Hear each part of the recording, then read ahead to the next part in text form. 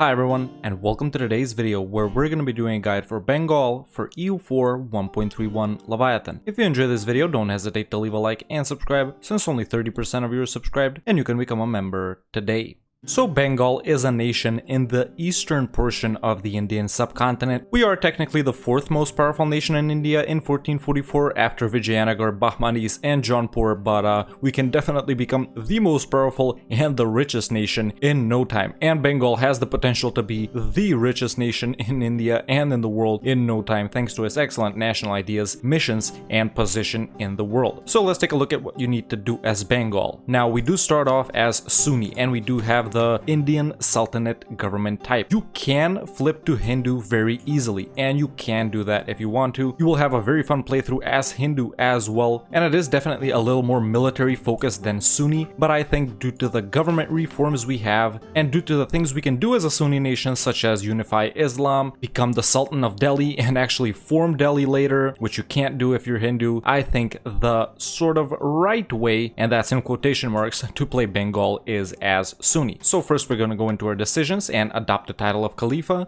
denounce sect practices, and enforce religious unity. Then we're going to select the land acquisition taxation ability. Next we're going to go into our estates and summon the diet.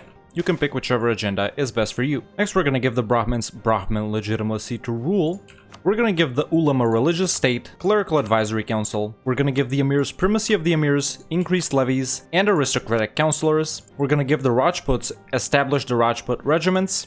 And we're going to give the Jains Jain clerical class, control over monetary policy, indebted to the Jains, and private trade fleets. So let me repeat those since we do have 5 estates: Brahmin legitimacy to rule, religious state, clerical advisory council, primacy of the emirs, increased levies, aristocratic councillors, establish the Rajput regiments, Jain clerical class, indebted to the Jains, control over monetary policy, and private trade fleets. I know, lots of privileges. Then we're going to sell titles and seize land. Next we're going to add some rivals. I recommend rivaling Orissa, well, pretty much the only nations that are available to us, Jaunpur and Vijayanagar. And I do recommend getting some allies. In my case, I am gonna ally Gujarat over here and Malwa as well. 2 allies is enough, or maybe you can have none. It's up to you. Next, we're gonna hire some advisors. Get whichever a level 1 admin guy you want, improve relations diplo rep or a spy network guy for the diplo guy, and a morale or a discipline guy for mill. I don't have one, so I'm gonna take this land maintenance guy. Next, we're gonna build 5 more light ships and 3 more infantry regiments. And we're gonna start spying on Arkan down here.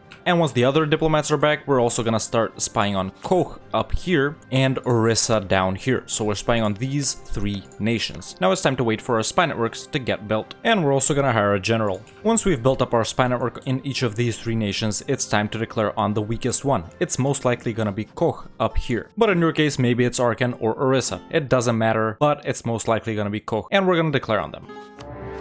Of course, once we've defeated the nation of Koch, we are going to be full annexing them. It will be a little expensive to core since this province is in our state, but nothing we can't handle.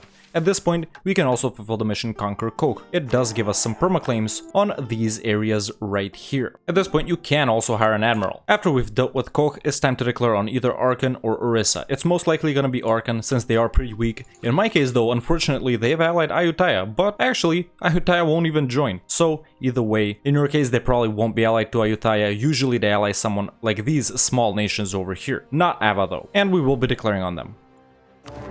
At this point, you can get these 10 light ships that we have, assign an admiral to them, and tell them to protect trade in Bengal. Of course, we will call them home during war. Of course, once we've defeated Arkan, we are going to be full annexing them as well. These provinces are also in a state, so they will once again cost quite a bit since they will be fully cored, but it's fine. At this point, we will be able to fulfill the mission End Arkan Piracy. It gives us some more permaclaims in this region right here. Since we've unlocked these 2 starter missions, it's time to move on this one, where we need to fight Orissa. You can start focusing on admin since we will be doing a lot of conquering. After we've taken care of those smaller nations, it's time to fight Orissa. Now, Orissa isn't a difficult nation to fight. Usually they won't have any allies, but the problem is they have these 4 subjects over here, meaning we have to siege their 4 forts along with Orissa's 2 forts. So during this war, it's totally fine to hire the free company and go a little over our force limit. It's not gonna be a problem because we do have a ton of money and it'll help us deal with Orissa faster. We also do start off with a core on one of their provinces, and I've also claimed 2 more of their provinces. Either way, during this first war with Orissa, we're gonna be focusing on taking these 5 provinces over here, because that's what we need to fulfill this mission. So we're gonna be taking these 4 provinces from them, along with this one from their subject. If we can, of course. If we can't, we'll come back to them later. No worries. And of course, I am gonna be declaring a reconquest war. At this point, you can also start improving with outraged countries. And your allies too, why not? Once we get Miltech 4, we will be able to unlock this mission right here, Gunpowder Warfare. You will already have 100% of your force limit if you hired the free company like me during this war, and of course we will have over 200 dev since we've already fought Koch and Arkan. Or maybe you've already fought Orissa and right now you're fighting one of these 2 nations. Either way, this mission gives us more permaclaims in these areas right here, mainly controlled by Jampur at the start of the game. Once we've defeated Orissa, we will be taking the province which we have a core on, along with the 2 other provinces that we've made claims on, so these 3 up here. Like I said, even though we need 5, we probably can't take all 5 of them, since a big coalition will form. Even though it will be comprised of pretty small nations, it will still be annoying, so no need to get involved with that. Since they are our rival, we will also humiliate them and take war reps from them, along with some ducats. Now that we've finished our first 3 opening wars, it is time to chill a little bit before moving on to conquer the permaclaims that we've gotten. By the way, at this point, you can destroy those transports that we have. They are pretty useless. We're not going to be transporting armies anywhere, and instead you will want to be building a bunch of light ships to protect trade. As Bengal, we're a pretty rich nation. There's no need for us to debase currency and then click this button to get -2 corruption in order to get some ducats. So because of that, we will be keeping our piety pretty much at 100 at all times. It does give us very nice bonuses. Now, the good thing about us as Bengal is because we're a Sunni nation and we're surrounded by Vajrayana, Animist, Theravada, Hindu, and other Sunni nations, there are plenty of religions and culture groups to expand into. So coalitions won't be that much of a problem unless you're taking a lot of provinces at once. So we can just shift our conquest paths into different religions and culture groups and avoid those coalitions altogether. Once the Renaissance has spawned, I do recommend divvying it up in your capital of Gouda. It is farmlands, so that's a nice -5% dev cost. We have even more dev discount from it being our capital, another 5% from the giant clerical class. It is also a center of trade, so we got another 5%. So yeah, it will be the cheapest, and we'll also activate the Encourage Development State Edict for a very nice discount on dev. Focus mainly on deving production and mill, but if you have the spare admin points, you can use them as well. Once about a year or 2 have passed after fighting Orissa, it is time to clean up these nations over here that we have permaclaims on. I'm gonna be declaring on this nation right here, Kachar. It doesn't matter who you declare on, just clean them up one by one. Can I co-belligerent this guy? Yes, so I will co-belligerent them and check for stuff like this, of course. Of course, I will be full annexing these nations up here. And we're just gonna continue fighting whoever's left still in this region. And like I said, we're still cleaning these guys up. I'll be declaring on the nation of Assam now. And now that a month has passed, I will also be declaring on the nation of Tripura. Of course, I will be full annexing both of these nations that are left once again. And there we go, now we've gotten all the provinces here that we had permaclaims on. Well, except for Manipur in my case, which Kale got, but that's a whole nother story since Kale are a tributary of Ava, and we're not gonna be fighting them just yet. Now it's time to chill, since aggressive expansion would be pretty high with Hindu nations. So we wanna shift our attention to Theravada or Sunni nations. It's most likely gonna be Theravada, and we're gonna be fighting these guys over here. But first we need to chill a bit and take care of any rebel problems that we have, as well as score the provinces that we've conquered and get our manpower back up. Now for your tier 2 government reform, you have lots of great choices. You already know about strength and noble privileges. That manpower boost is awesome. We also have Sufi syncretism for -5% dev cost and +1% missionary strength. That's excellent for deving up all the centers of trade and farmlands around here. I do recommend this one if you're playing tall, but I don't know why you would be playing tall with a nation such as Bengal. And we also have strengthened Bengali traders. Now this one gives us +10% trade efficiency and +1 merchants. So with that we can rule out Sufi syncretism actually, even though that -5% dev cost is very nice. So the question now is, do you want to become a military dominant empire or a trade dominant empire? And as Bengal, we do have lots of nice mill stuff, international ideas and missions, so I actually do recommend taking strengthened Bengali traders for that +10% trade efficiency and +1 merchant. It'll make us a lot of money, but the choice is yours. You can go with that or strengthen noble privileges or Sufi syncretism. The choice is yours. I'm gonna go with this one. Now if you also went with that one, now you have a third merchant, and for the time being, we can collect with him in Bengal. Now while that guy is there, that's not the only thing we can do with him. Since we have a merchant in Bengal, we can also set him to establish communities and improve relations with nations that might join a coalition with us. And later, once we get above 50% control over the Bengal trade node, we will also be able to tell him to propagate religion. So that's the main benefit of this third merchant, at least during this point in the game. Of course, later we will be moving him out of Bengal, since there's really no point in collecting in your home trade node. By this point, you should have spawned the Renaissance in your capital. This is just a quick little war I'm doing, since the nation of Manipur did pop out of Kale to get this province that I have a claim on. And with that, I have wrapped up my campaign in this region, and I can unlock the mission Conquer Assam. Once you conquer all of these nations as well, you will be able to unlock this mission too. We gain some manpower and further permaclaims in the Upper Burma region. So now we have claims on pretty much the entire region of Burma, and we do own a little bit of it. For your first idea group as Bengal, I recommend taking quantity ideas. This will help us field a massive army, and it negates the little side effect that we got from not taking strength and noble privileges. It also meshes very well with our own national ideas. Once we've taken care of all the nations up here, it is time to move on to the Burma region, which we should have claims on all of it by now. The first nation that we're most likely going to be declaring on is the nation of Pegu down here. Keep in mind they might have a strong-ish ally such as one of these nations over here, Ayutthaya, Lanshang, Dai Viet, Khmer, or maybe even Ava. Of course, we will be declaring for this province right here. Of course, once you gain the ability to build marketplaces, you will want to start spamming them in all the center of trade provinces that we have. And we do have quite a bit by now, including our capital of Gauda, Dhaka, Satagan, the Bengal Delta, Cuttack right here, the level 3 center of trade that we start with, Chittagong, as well as Mrauk U. And you will want to be building them all over these provinces. I have already built one in Chittagong myself. For your first stage ability, you should take Justified Wars. Once you defeat Pegu, you can full annex them, although that might be a little too much aggressive expansion, and it will slow down our conquest into these other Burman nations up here. So I recommend taking just these two provinces for now, the two estuaries, along with all their money and war reps. Now it's time to chill a bit. Now after you fought Pegu and taken the province of Dagon from them, you will have your first great project or monument, the Shwedagon Pagoda. Unfortunately, we can't use it because only Buddhist nations can use it. And there's lots of monuments around us that we won't be able to use, such as the Jokang Temple up here, once again only for Buddhist nations, the Bagan temples in Ava, which are also only for Buddhist nations. The only monument that we will be able to utilize pretty soon is this palace, which I'm not going to try and pronounce. At level 3 it gives us minus 20% advisor costs, plus 1 diplo rep, and plus 2 diplomatic relations. A pretty nice monument, actually. The Grand Palace of Bangkok that's owned by Ayutthaya is also an excellent monument. We will be expanding there as well, and later we will be getting the Taj Mahal as well, but it's not a very powerful monument. So out of all the monuments in our near vicinity, we can't use most of them. Now once your truce with Orissa has run out, it is time to finish them off and take the last 2 remaining provinces that we need to fulfill this mission. Now unfortunately in my case, Bahmanis have fought Orissa and they've taken a lot of provinces from them, so I'm also gonna have to fight Bahmanis. This is something you're probably not gonna need to do. Either way, first I am gonna declare on this nation right here, who is still Orissa's subject, and get this province from them before fighting Bahmanis and getting this province from them. And there we go, that quick and easy war is done since I only need this province. That's it. Now I'm gonna get ready to fight Bahmanis and take this province from them. If you do need to fight Bahmanis in any case, your allies during this point should be able to help you out. In my case, Gujarat and Malwa would come versus Bahmanis. At this point you should start utilizing mercenaries a little bit, since we will be low on manpower from all the rebels that we'll be fighting and from all the conquering that we'll be doing. Either way, now I'm gonna be declaring on Bahmanis. In your case, you may be fighting Orissa or you may have already fought them, in which case you need to turn your attention back to the Burma region and fight some of these nations over here. But I'm just gonna be fighting Bahmanis for this one province right here.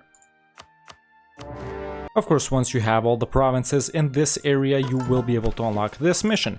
It gives us further permaclaims over here. Of course, I did have to fight Bahmanis, and it was a pretty difficult war. I took out a lot of loans. No worries though, you probably won't have to do something like that, and you will be able to beat them even if you do. It just messes with our finances a little bit. For your second idea group as Bengal, I recommend taking admin ideas. The minus 25% CCR is great, we're gonna need it, along with the plus 25% gov cap. We're already near the limit, and we will be using mercenaries quite a bit because we will have slight issues with manpower, at least in the first 50 to 60 years. Either way, the merc stuff are great for the later game too. Now it's time to chill a bit after we fought Orissa over here, or whichever nation had those provinces, and get ready to shift our focus back to Burma. Once you do shift your focus back to Burma, and once you've taken out Pegu, the first nation we are gonna fight over here, all these other guys, you gotta remember, they're tributaries of Ava. So no matter which nation you fight over here, you are gonna have to fight them, their allies, along with Ava and Ava's allies. In my case, if I declare on Mong Kwang right here, I'm gonna have to fight them, their allies, along with Ava. So that is pretty annoying. No, it won't be difficult, but there's a lot of forts to siege, and yeah. For your tier 3 government reform, I recommend taking centralized bureaucracy. And like I said, it is time to start declaring on these Burman nations, pretty much whoever is easiest to fight, and like I said, they're all Ava's tributaries. I'm gonna fight Prom right here, since they do seem to be the weakest nation that I neighbor at least. I'm just gonna be taking money and war reps from Ava every time, and you are gonna have to fight them every time as well. And like I said, I pieced out Ava for ducats and war reps, and I will be full annexing Prom. You will be doing that with all nations over here. Of course, you will continue your conquest in Burma, declaring on the next weakest nation. In my case, that is Pegu, and you can declare on them too, if your truce has run out with them by now. Of course, you will be full annexing whoever you're fighting. And by around the 1490s, your game should look a little something like this. Basically, we started off as Bengal and we took care of all the nations that we needed to kickstart our mission tree. Orkan down here, Koch up here, and Orissa over here. With that, we unlocked our 3 starting missions along with gunpowder warfare, which gives us permaclaims on vast regions of land, mainly in Burma and in the northern portion of India where Jaunpur is located, and some other provinces west of Orissa over here. We've taken out all the smaller nations up here and we've consolidated this region, and we've started pushing well into Burma, and we're going to be taking care of all these smaller nations that are Ava's tributaries over here, along with finally Ava, and we're gonna own the entirety of the Burma region. After we've consolidated that, or parallel with that, we can start pushing into India. Basically, we won't have to watch our back from this direction anymore, and we can focus completely on these nations over here. By this point, Jaunpur may have been taken care of by some stronger neighbors, but usually that's not the case. Usually they're pretty strong themselves, and in this region, either Bahmanis or Vijayanagar might be dominant. In my case, Bahmanis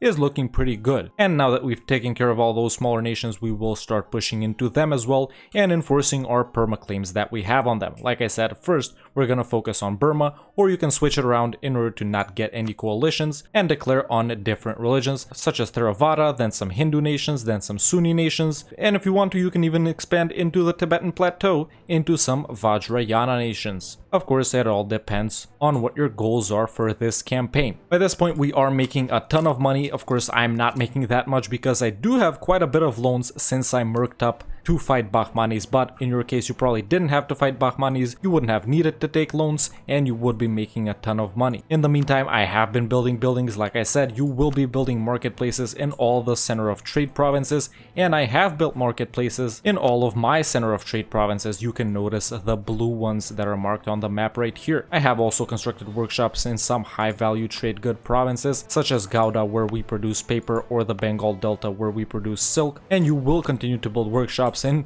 pretty much every province, since pretty much every province is a province with a high value trade good, such as spices, cloth, iron, silk, cotton, and so on, even tea up here. And then you will be building manufactories in those same provinces. You can build a church here or there, build some barracks here and there as well, and you will be building a ton of buildings and focusing on dominating trade, firstly in the Bengal and Burma trade nodes, later in the Siam and Malacca trade nodes as well, and then moving along and conquering all of these trade nodes. Maybe your game will be in a more roleplay style where you want to conquer these regions over here, or the India super region. Maybe you'll focus on trade nodes, but sort of a goal you can have as Bengal is to conquer Persia, India, and the East Indies super regions, or Persia, Khorasan, all the Indian regions, as well as Burma, Indochina, and Malaya, focusing on the same trade nodes that are in those regions. Of course, as you conquer further into India, you will be moving your main trade node to different locations, maximize your trade gain. Ideally, by the end of the game, you would want it somewhere in Persia or Hormuz or Basra, depending of course on what your goals are. If you're going just for India, Gujarat is a good place to have it, since you can route all the trade from all of these trade nodes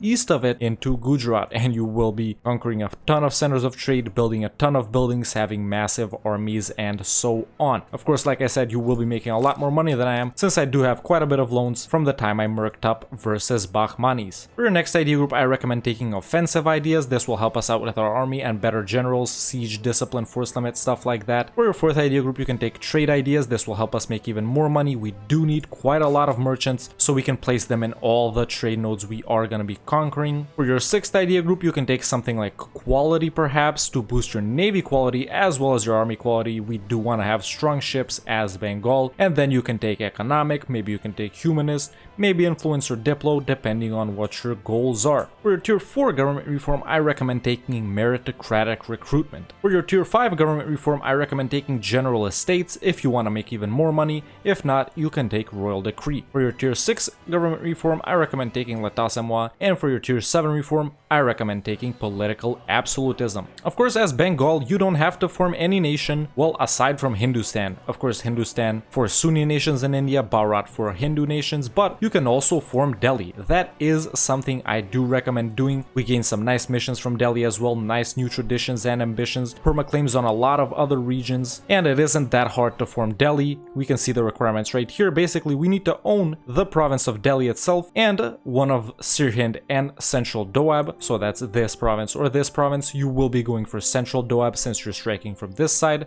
and you also need to own one of Lahore or Jaunpur. Once again, you will own Jaunpur and not Lahore since you're striking from this side. So you need Jaunpur, Central Doab, and Delhi, and you need for Delhi to not exist. In my case, they are pretty strong. Usually they get defeated by Sirhind, but Sirhind also forms Delhi, or they might be gobbled up by Jaunpur. Either way, that is something I do recommend doing. As Bengal, you can even form the nation of Nepal if you want way more military focused national ideas. All you have to do is conquer these nations up here which you border, state the state of Nepal, and unstate everything else that you start out with. That way, you will have the Nepali culture up over here, you will be able to promote it, and once you promote it and you have more dev in your Nepali states, then your Bengali states, of course you will have that since you will have unstated all your Bengali states, you can switch your primary culture to Nepali and you will be able to form the nation of Nepal. Very powerful nation in a military sense, although Bengal's national ideas are very nice as well, mostly focusing on trade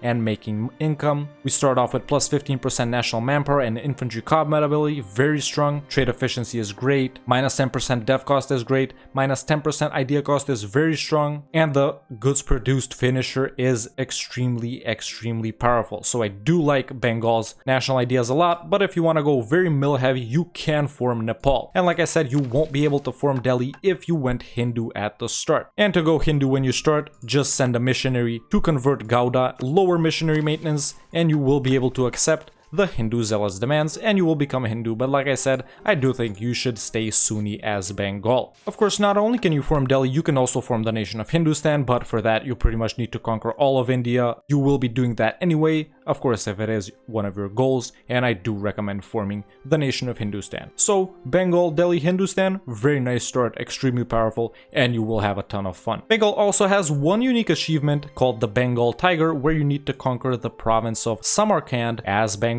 Now, if you play a regular game and just happen to conquer it later, since you will be expanding there anyway, that's great and you will get it anyway. But there is a quick way to get this achievement. Just start off as Bengal and conquer along all of these smaller nations that hug the Himalayas over here, and once you reach the Timurids and Transoxiana, you will be pretty strong by then. And unless the Timurids kept their vassals, you will have an easy war and you'll be able to get Samarkand from Transoxiana in pretty much 1 or 2 wars, and you can get it in around 15 to 20 years from the start if that's the only thing you focus on. And like I said, by around the 1490s, we've taken care of all the smaller nations and it's time to fight the big ones. But either way, we're a dominant power in India, we're a great power, and we're making tons of money, have tons of manpower, and have a huge army and navy as well. Don't forget to protect trade with all those light ships in Bengal, Burma, and later all the trade nodes you will be expanding in. If you're not that confident in your abilities, or if you're not sure if your game is gonna go like mine, this save file is available to all YouTube members in the Save Games Discord channel. And if you want to watch me do stuff like this live, you can follow me on twitch.tv/TheRedHawkLive. Let me know in the comments below what's the next nation that I should do a guide on. If you enjoyed this video, don't hesitate to leave a like and subscribe, since only 30% of you are subscribed, and you can become a member today. Thank you so much for watching, and I'll see you next time with another EU4 video.